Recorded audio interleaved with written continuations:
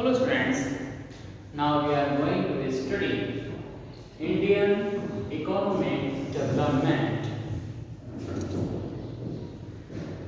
Chapter Employment and Unemployment. Now in this chapter we are going to discussing about the types of unemployment. Okay students, तो इस chapter में जो हम अभी यहाँ स्टडी करेंगे उसमें हम यहाँ स्टडी करेंगे कि इंडिया में जो अनएम्प्लॉयमेंट है वो कितने तरह का आपके पास अनएम्प्लॉयमेंट होता है। ओके, तो यहाँ अनएम्प्लॉयमेंट में बेसिकली हमारे पास जो अनएम्प्लॉयमेंट है वो आपको दो तरह से दिखाई देगा। यहाँ हम देख भी रहे हैं कि जो टाइप्स ऑफ अनएम्प्लॉयमेंट है इसमें आपके पास एक देखिए रूरल अनएम्प्लॉयमेंट की बात की गई है और एक हमारे पास है अर्बन अनएम्प्लॉयमेंट की बात आपके पास लिखी गई है। इसी को हम यहाँ पर समझेंगे। अनएम्प्लॉयमेंट आप सबको मालूम है कि अनएम्प्लॉयमेंट क्या है। आपको ये भी मालूम है कि अनएम्प्लॉयमेंट का मतलब है कि able person, the person who know the work, it means he or she know how to perform the work, how we doing the work, but they have not work, कि उनके पास जो वर्क है वो नहीं है। उन्हें मालूम है वर्क कैसे किया जाता है but even then he is not in job। तो ऐसे पर्सन जो है हमारे पास क्या होते हैं, अनएम्प्लॉयड होते हैं। तो अनएम्प्लॉयमेंट में हम यही कहेंगे कि एक कैपेबल पर्सन जो है अगर उसे जॉब चाहिए और उसको जॉब नहीं मिल रहा है तब हम कहेंगे कि वो अनएम्प्लॉयड है। और अगर हम इंडिया की बात करते हैं, कंट्री की बात करें, तो आपने पिछली वीडियोस में देखा था कि इतनी बड़ी कंट्री जहाँ पर अगर पॉपुलेशन की हम बात करते हैं तो करीब करीब 140 करोड़ लोग जो हैं वो यहाँ पर रह रहे हैं। और उसमें से आपने देखा कि जो वर्क फोर्स आपके पास लगभग 47 करोड़ का आपके पास वर्क फोर्स था। वर्क फोर्स का मतलब जो काम करने वाले लोग थे, और जो हमारे पास काम नहीं करने वाले लोग हैं उनमें आपके पास कितने ज़्यादा लोग आपके पास दिखाई देते हैं। तो यहाँ पर हमारे पास जो मेन जो हमारे पास एम्प्लॉयमेंट की कैटेगरीज है उनमें हमने दो कैटेगरीज को यहाँ पर रखा गया है। एक हमारे पास है जिसे हमने कहा है रूरल अनएम्प्लॉयमेंट। रूरल अनएम्प्लॉयमेंट का मीन आप समझ लीजिए कि ये वो एम्प्लॉयमेंट है जो हमारे विलेजेस में दिखाई देता है या जो रिमोट एरियाज में दिखाई देता है। यानी कि वो पोर्शन है जहाँ पर डेवलपमेंट बहुत ज़्यादा नहीं है। ये वो पोर्शन या वो हिस्सा है जहाँ पर आपके पास क्या होता है कि जो लेबर है वो एग्रीकल्चर बेस्ड है। यानी वो पोर्शन जो कि हमारे इंडिया का जो मोस्ट जो लिविंग पोर्शन आता है, जिसे हम बोलते हैं कि हैबिटेट पोर्शन आता है, जिसे हम विलेजेस की बात करते हैं, तो वहाँ का जो अनएम्प्लॉयमेंट होता है उसे हम रूरल अनएम्प्लॉयमेंट के नाम से जानते हैं। कि जो देहात क्षेत्रों में अनएम्प्लॉयमेंट है, वहाँ के जो बेरोजगार हैं वो हमारे पास क्या है, रूरल अनएम्प्लॉयमेंट है। तो ऐसी जगह पे जो एम्प्लॉयमेंट होता है उस एम्प्लॉयमेंट को भी हमने अलग अलग जो पार्ट्स में डिवाइड किया हुआ है कि जो हमारे रिमोट एरिया हैं या वो एरिया जो विलेजेस हैं जहाँ पर एग्रीकल्चर बेस हमारे पास वर्किंग रहती है, ऐसे फील्ड्स में भी हमारे पास जो अनएम्प्लॉयमेंट की सिचुएशन दिखती है वो दो तरह से दिखती है। पहले जो हमारे पास सिचुएशन है वो क्या है, डिसगाइज्ड अनएम्प्लॉयमेंट। ये जो हमारे पास हम देख रहे हैं यहाँ पर ये डिसगाइज्ड जो अनएम्प्लॉयमेंट है, इसका मतलब हम कह सकते हैं ये छिपी हुई है हमारे पास, छिपा हुआ अनएम्प्लॉयमेंट। अगर हम यहाँ पर अनएम्प्लॉयमेंट लिखते तो ये हमारे पास क्या हो जाएगा, डिसगाइज्ड अनएम्प्लॉयमेंट। तो ये जो हिडन हम बोलते हैं डिसगाइज्ड है। डिसगाइज्ड का मतलब आप ऐसे समझिए कि जहां पर ये वो कंडीशंस हमारे पास आती है डिसगाइज्ड अनएम्प्लॉयमेंट में कि जहां क्या है कि रिक्वायरमेंट तो है दो व्यक्तियों की कि now two persons are sufficient for the working but the insane working they engage more than two person, मतलब दो लोगों की हमारे पास जरूरत है लेकिन वहां पर क्या है लोग जो है दो से ज्यादा लगे, वहां पर 4 लोग लगे या 5 लोग लगे।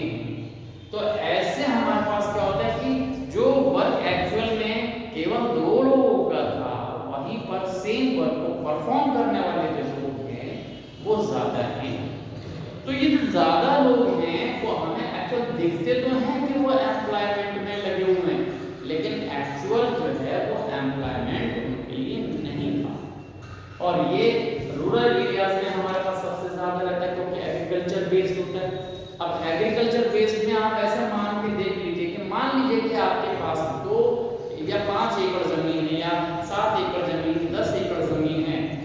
अब मान लीजिए कि अगर 10 एकड़ जमीन के लिए आपके पास थोड़ी देर लिए हम मान लेते हैं कि जो हमारे पास जो आपके पास 10 एकड़ जमीन जो हमारे पास है, अगर ये हमारे पास एकड़ जमीन है हमारे पास इतनी 10 एकड़ जमीन में हमारे पास केवल 2 लोग सफिशिएंट है। कितने लोग? 2 लोग सफिशिएंट हैं, 2 लोग काम कर सकते हैं उसके अंदर। लेकिन मोस्टली क्या देखा गया है कि अगर 10 एकड़ जमीन है वहां पर एक फैमिली के पास और फैमिली में मान लीजिए कि 5 लोग हैं तो ये सारे लोग क्या करेंगे इसमें ही लगे रहेंगे। ये 2 की जगह यहाँ पर जो फंक्शन कर रहे हैं वो कितने 5 लोग कर रहे हैं। तो जो काम 2 को करना चाहिए था वो काम कितने लोग कर रहे हैं 5 लोग कर रहे हैं। या हम कहें जितने भी लोग हैं अगर 10 मेंबर भी उसमें लगे हुए। तो ये जो कंडीशंस होती है वो मोस्टली आपको कहाँ दिखती है? वो रूरल एरियाज में दिखती है, यानी उन एरियाज में दिखती है कि जहाँ पर एग्रीकल्चर बेस्ड आपके पास जमीन है। तो अगर हम इस तरह से कहें तो वो हमारे पास डिसगाइज्ड अनएम्प्लॉयमेंट होता है। तो the more person engage than the actual person, एक ज्यादा लोग लगे रहते हैं जो एक्चुअल जितने होने चाहिए थे उससे, तो जो एक्स्ट्रा जितने भी ऐसे हैं वो सब जो किसमें आएंगे अनएम्प्लॉयमेंट तो है लेकिन ये टाइप जो आपके पास आता है वो आता है डिसगाइज्ड अनएम्प्लॉयमेंट। ओके, तो ये हमारे पास है। इसी तरह से आप देख सकते हैं कि मोस्टली ऐसे और भी जो फंक्शंस हैं जैसे कि आपके पास मान लीजिए कहीं हलवाई का काम हो रहा है, कहीं पर किसी तरह का मैकेनिकल काम हो रहा है या वर्कशॉप का कोई काम हो रहा है जहां पर 10 लोगों की जरूरत है। अब वहां पर क्या हो रहा है 10 से ज्यादा लोग लगे हुए हैं। तो वो हमारे पास तरह से एक बैंक स्विच फिंगर्स की बात कर सकते हो, 2 लोगों के लिए ज्यादा से ज्यादा 2 लोग वहां काम कर सकते हैं लेकिन वहां पर 4 लोग लगे हैं, 5 लोग लगे हैं। तो ओवर जो एम्प्लॉयमेंट हो जाता है उसी को हम बोल देते हैं ये डिसगाइज्ड अनएम्प्लॉयमेंट। तो ये आपको समझ में आ गया कि डिसगाइज्ड अनएम्प्लॉयमेंट क्या है। ओके, तो रूरल एरियाज में सबसे ज्यादा जो हमें दिखता है तो एग्रीकल्चर बेस हमारे पास लगे इकोनॉमी होती है वहां पर, तो एग्रीकल्चर में सबसे ज्यादा डिसगाइज आपको दिखता है। ओके, तो ये आपको समझ में आ गया। फिर ये दूसरा हमारे पास आता है जिसे आप कहते हैं सीजनल। ये देखिए सीजनल अनएम्प्लॉयमेंट, ये सीजनल अनएम्प्लॉयमेंट ये भी आप समझिए क्या है। जो सीजनल अनएम्प्लॉयमेंट है ये भी हमारे रूरल एरियाज में ज्यादा दिखाई देता है। अब आप देखिए जो ट्रेंड होता है वर्किंग का जो एग्रीकल्चर में अगर हम देखें एक जो फार्मर होता है वो कितना जॉब करता है अपने उस फील्ड में। अब देखिए जब उसको बीज को बोना है या उसको मतलब सीडलिंग करना है, पानी देना है उसे, ये जब उसको फर्टिलाइजर करना है उसको, तो ये पूरा जो टाइम होता है इसमें हम कह सकते हैं कि पूरे सीजन में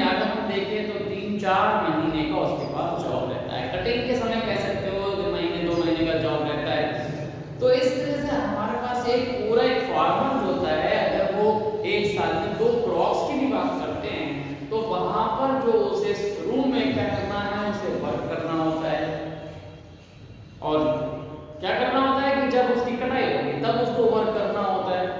तो इस तरह से हमारे पास जो हम एक फसल की बात करते हैं, एक सीजन की बात करते हैं, जो हमारे पास क्रॉप्स की जो फसल है उसकी बात करते हैं, तो अगर वो 6 महीने हम एस्टिमेट करें तो उसमें से वो 2 महीने एंगेज रहता है वर्किंग में और बाकी जो 4 महीने हैं वो खाली रहते हैं। तो वो जो 4 महीने जो खाली है वो सीजनल आपके पास अनएम्प्लॉयमेंट में आ जाता है कि जब क्या होता है, बुआई का समय होता है, जब सीडलिंग का समय होता है, जब इरिगेशन का समय होता है, तब तो फार्मर जो है वो काम पर लगा हुआ होता है, दिखता है उसको वो काम कर रहा है, लेकिन बाकी समय वो खाली रहता है। उस समय उसके पास जॉब नहीं होता। अगर वो चाहे तो वो जॉब कर सकता है, वो वहां से हटकर दूसरी जगह जॉब भी कर सकता है अगर थोड़ा टाइम है, या वो अपने कुछ मैनुअल वर्क भी कर सकता है, लेकिन नहीं, वो क्या करता है बाकी टाइम खाली रहता है, जब उसको जरूरत होती है तभी वो वर्क कर लेता है। तो फार्मर जो है हमारे पास इस तरह से जो है अनएम्प्लॉयड रह जाते हैं। तो जो फार्मर का आपके पास है, इस तरह से हम कह सकते हैं कि ये जो हमारे पास रहता है इसे हम बोल देते हैं क्या, सीजनल अनएम्प्लॉयमेंट। ये तो एग्रीकल्चर बेस्ड फार्मर की हमारे पास बात करेगी। वही बहुत सारी चीजें होती हैं। अब जैसे आप रूरल एरियाज में भी आप देखते हैं बहुत सारी जगह की जो सीजन का जो वर्क होता है उसी से रिलेटेड आपके पास वर्किंग हो जाती है। अगर जैसे आप बात करते हैं आइसक्रीम है या ये जो आपके पास कोल्ड ड्रिंक्स हैं, ये सब सीजनल आपके पास जॉब्स आ जाते हैं। इनमें आपके पास जो सीजन वर्क है वो आपके पास रह जाता है और फिर क्या होता है बाकी टाइम वो खाली रहते हैं। तो मीन ये है कि आपके पास सीजनल वर्क से हमारा जो यहाँ पर मीन वो यही है कि साल में एक व्यक्ति अगर वो 4 महीने 5 महीने वर्क में इंगेज है तभी हम ये माने कि उस दौरान वो वर्क कर रहा है, बाकी समय वो क्या है खाली रह रहा है। तो उससे क्या होता है कि वो अनएम्प्लॉयमेंट की कैटेगरी में आ जाता है। तो ये जो हमारे पास जब हमने रूरल अनएम्प्लॉयमेंट की बात की है तो वो इसी तरह से आपके पास आ जाता है। ओके, अगर आप देखें जैसे कि आपके पास जो अगर हम थोड़ा सा आगे बढ़ भी जाएं तो जो रूरल एरियाज हैं वहां पर आप देखें कि शुगर मिल्स वगैरह भी होती हैं। यहाँ पर लेबर आपके पास वर्क करती है।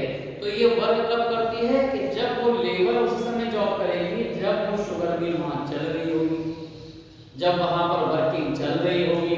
तो ऐसी जगह पर जबकि आपके पास वहां पर सीजन में वर्क हो रहा है तो वो वर्क पर आपके पास काम कर रहा है, और अगर वो जैसे ही आपके पास सीजन ऑफ हो जाता है वो जॉब पर नहीं रह पाता है। तो इस तरह से जब आपके पास शुगर मिल चल रही है तो वर्किंग है, बाकी समय पर लोग खाली रहते हैं। तो ऐसी जो कंडीशंस आ जाती है तो वो हमारे पास क्या है, डिसगाइज्ड अनएम्प्लॉयमेंट कह जाती है, वो सॉरी सीजनल हमारे पास आ जाती है।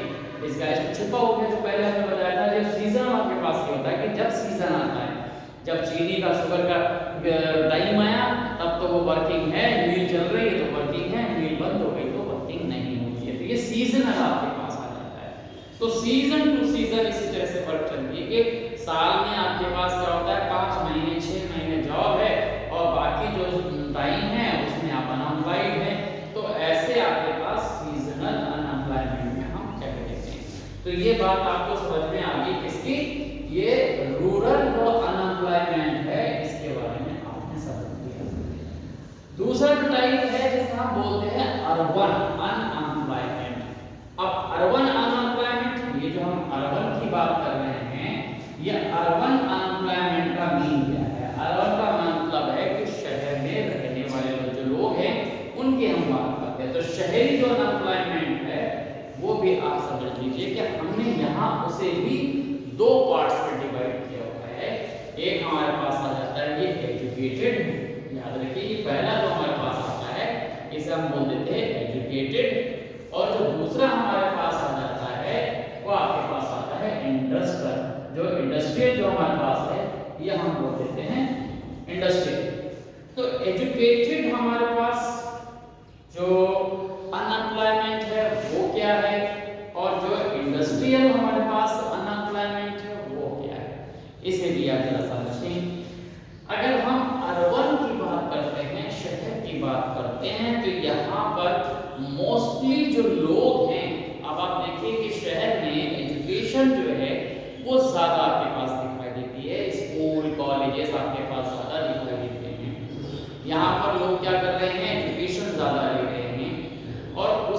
से क्या होता है कि ये जो लोग, जो भी पर्सन से जो एजुकेटेड हो जाते हैं, जो ट्रेनिंग लेकर आते हैं आपके पास इंस्टीट्यूशन, जो हमारे पास ऐसे जो एजुकेशन के सेंटर्स हैं, वहाँ से ये लोग अपने कोर्सेज को करते हैं, चाहे वो ग्रेजुएट हो, पोस्ट ग्रेजुएट हो, या फिर जो टेक्निकल उनके पास हैंडल हो, चाहे वो ITI हो, चाहे वो इंजीनियरिंग हो, चाहे वो डिप्लोमा हो, या कोई भी आपके पास ऐसे एजुकेशन हो कि जो उनके पास एजुकेशन है लेकिन उस एजुकेशन के बाद भी वो जॉब नहीं कर पाते हैं, उन्हें जॉब नहीं मिला है, तो ऐसे जो लोग होते हैं उन्हें हम बोल देते हैं एजुकेटेड अनएम्प्लॉयड। क्यों? क्योंकि वो एजुकेटेड तो हो गए। अब एजुकेटेड होने से एक चीज और उनके साथ गलत हो गई कि अगर वो एजुकेटेड नहीं होते तो वो मैनुअल वर्क कर सकते थे, लेबर का जॉब कर सकते थे, लेकिन जब वो क्या हो गए, एजुकेटेड हो गए, तो उसके वजह से अब वो लेबर का जॉब नहीं करेंगे। क्योंकि ये साइकोलॉजी है आपके पास कि जब वो पर्सन क्या हो गया, एजुकेटेड हो गया, उसके हाथ में एक डिग्री आ गई, तो वो उस डिग्री के बेस पर जॉब को सर्च करता है, लेकिन वो जॉब नहीं मिल पा रहा है, इसी वजह से वो क्या है, अनएम्प्लॉयड है। तो ये एजुकेटेड जो अनएम्प्लॉयमेंट है, ये आपके पास क्या होता है, अनएजुकेटेड अनएम्प्लॉयमेंट। तो इस तरह से हमारे पास क्या हो जाएगा, ये जो अनएजुकेटेड, वो जो एजुकेटेड हमारे पास क्या है, अनएम्प्लॉयमेंट हो जाता है ये अर्बन एरियाज में, जो शहर में, क्योंकि यहाँ की जो इकोनॉमी होती है वो एजुकेशन बेस होती है, तो ज़्यादा से ज़्यादा लोग वहाँ आपको पढ़े लिखे दिखाई देंगे, लेकिन उसके बाद भी अगर उन्हें एम्प्लॉयमेंट नहीं मिलता है तो हम यहाँ कह सकते हैं कि ये एजुकेटेड अनएम्प्लॉयड पर्सन हैं। और ये जो अनएजुकेटेड जितने भी ऐसे लोग हैं वो एजुकेशन जो डिपार्टमेंट में रजिस्टर्ड भी होते हैं, या अपने आप को रजिस्टर्ड भी करा लेते हैं कि हमारे पास ये डिग्री है, इसके बाद भी हमारे पास जॉब नहीं है। तो ये वो पर्सन आपके पास आ जाते हैं जो किसमें आते हैं, एजुकेटेड में आ जाते हैं। अब दूसरा हमारे पास आता है जिसे कहते हैं हम इंडस्ट्रियल अनएम्प्लॉयमेंट। ओके, तो ये इंडस्ट्रियल अनएम्प्लॉयमेंट आपके पास देखिए, ये आपके पास क्या होता है।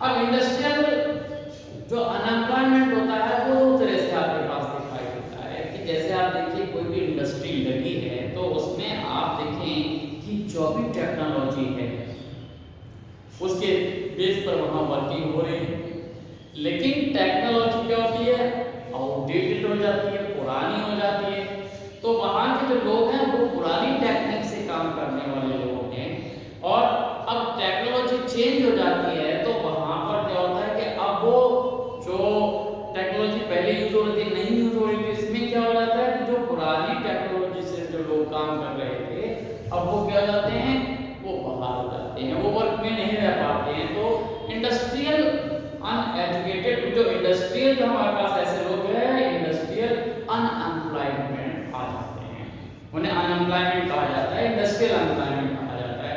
और वो चाहे वो हमारे पास किसी भी देश में इंडस्ट्रियल सेक्टर के अंदर रहा हो, वो हमारे पास दिखाई देगा। और यहाँ पर हम देख सकते हैं कि इंडस्ट्रियल जो हमारे पास है वो टेक्नोलॉजी के वजह से भी हो जाता है, अब इंस्टीट्यूशनल के वजह से भी हो जाता है, चाहे वो फ्रिक्शनल के वजह से आपके पास हो जाता है, ये सारी चीजें आपके पास क्या देखती हैं। तो यहाँ हमारे पास जो इंडस्ट्रियल सेक्टर है इसमें आपके पास अब जैसे मान लीजिए कि जो लोग काम कर रहे हैं इंडस्ट्री के अंदर, कभी क्या होता है कि पॉपुलेशन बहुत ज़्यादा है और इंडस्ट्रीज में जो हमारे पास जो वर्किंग है उनके पास सारी चीज़ें आती हैं, वहाँ वर्क कर रहे हैं और फिर भी उन्हें जॉब नहीं मिल रहा है, तो हम कह सकते हैं कि इंडस्ट्री से रिलेटेड जितने भी ऐसे लोग हैं जो इंडस्ट्री में काम कर सकते हैं लेकिन उन्हें जॉब नहीं मिल रही है, वो हमारे पास इंडस्ट्रियल अनएम्प्लॉयड कहलाते हैं, या जो क्या है पुरानी टेक्निक की वजह से क्या है, नई जब क्वालिफाइड हुए तो उसकी वजह से भी वो हमारे पास यहाँ इसमें चल जाते हैं। फिर वो हम आगे और भी इसको पढ़ेंगे कि जो इंडस्ट्रियल सेक्टर है वहाँ पर इस तरह के जॉब्स रहते हैं। तो इंडस्ट्रियल से जो हमारे पास जो जितने भी ऐसे जो सेक्टर हैं इंडस्ट्रियल सेक्टर में जो अनएम्प्लॉयमेंट होता है, या हम ये कह सकते हैं कि ऐसे लोग जो कि इंडस्ट्री में वर्क कर रहे हैं और चाहे वो किसी वजह से कह सकते हो लैकिंग ऑफ नॉलेज की वजह से कह सकते हो इंडस्ट्रीज में वो चल नहीं पाते हैं, तो ऐसे लोग इंडस्ट्रियल अनएम्प्लॉयमेंट में काउंट किए जाते हैं। तो हमारे पास क्या हो गया, दो मेन आपके पास अनएम्प्लॉयमेंट हुआ, एक आपके पास रूरल अनएम्प्लॉयमेंट हुआ जिसमें आपने पढ़ा कि डिस्गाइज्ड आपके पास अनएम्प्लॉयमेंट है, दूसरा आपने पढ़ा सीजनल अनएम्प्लॉयमेंट है, ये रूरल अनएम्प्लॉयमेंट के टर्म में आपके पास आ गया। इसी तरह से अर्बन अनएम्प्लॉयमेंट में आपके पास दिखाई देते हैं जो एजुकेटेड आपको दिखाई देते हैं, या फिर हमारे पास जो इंडस्ट्रियल सेक्टर के अंदर हमारे पास ऐसे पर्सन हैं जो कि चाहे वो हमारी इंडस्ट्री कम होने की वजह से हो या इंडस्ट्री के टेक्निक चेंज होने की वजह से हो, वो वहाँ पर जो है लोग क्या है अनएम्प्लॉयड है, तो वो इंडस्ट्रियल अनएम्प्लॉयमेंट में काउंट किए जाएंगे। तो ये आपके पास दो जो आपके जो क्वेश्चन सब्जेक्ट वो आपके पास है। इसके अलावा भी हमारे पास बहुत सारे लोग हैं जो अनएम्प्लॉयमेंट की कैटेगरी में आते हैं, हम उन्हें पढ़ते हैं किसमें, अदर अनएम्प्लॉयमेंट में। तो अदर अनएम्प्लॉयमेंट में जो हम कहते हैं कॉमन अनएम्प्लॉयमेंट होता है उस कैटेगरी में हम पढ़ते हैं। तो यहाँ पर हमें सबसे पहले दिखाई देता है ओपन अनएम्प्लॉयमेंट। ये जो ओपन अनएम्प्लॉयमेंट है ये हमें दिखाई देता है। अब ये ओपन अनएम्प्लॉयमेंट का मीन क्या है ये भी आप समझ ले, ये बहुत आसान है। आप देखिए एक व्यक्ति है जो आपको दिख रहा है कि वो काम नहीं कर रहा है, ऐसा नहीं है कि वो काम करना नहीं चाहता, काम करना चाहता है और साथ साथ में उसके अंदर क्वालिटी है, वो वर्क कर सकता है, कैपेबल पर्सन है, लेकिन अगर वो वर्क करते हुए नहीं दिख रहा है, वो पूरे टाइम जॉबलेस है, तो ऐसे व्यक्ति को हम बोलेंगे ओपन अनएम्प्लॉयमेंट।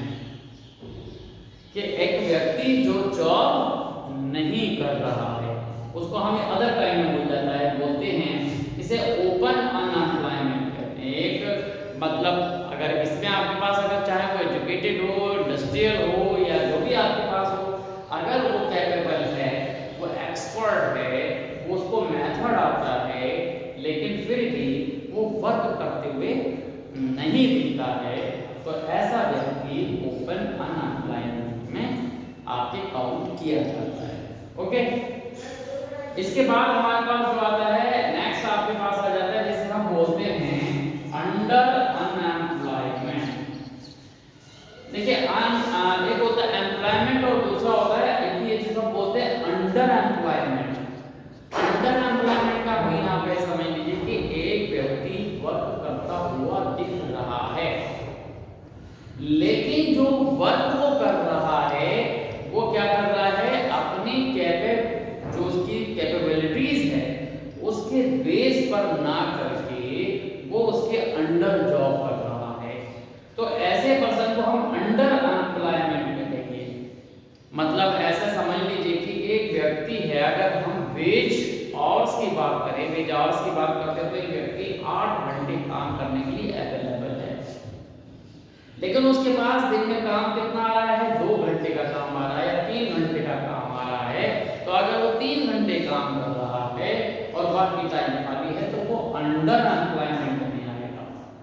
या अगर हम इसको वेज रेट के बेस पर देखते हैं तो ये हमारे पास क्या होगा कि एक पर्सन है, चाहे वो किसी भी तरह से हो, अगर उसने अपने आप को इम्प्रूव किया है, एजुकेशन के थ्रू किया है, ट्रेनिंग के थ्रू किया है, उसके बाद डिफरेंट जो सर्टिफिकेट्स है, डिप्लोमा है, डिग्रीज हैं, ये सारी चीजें उसने कर ली हैं।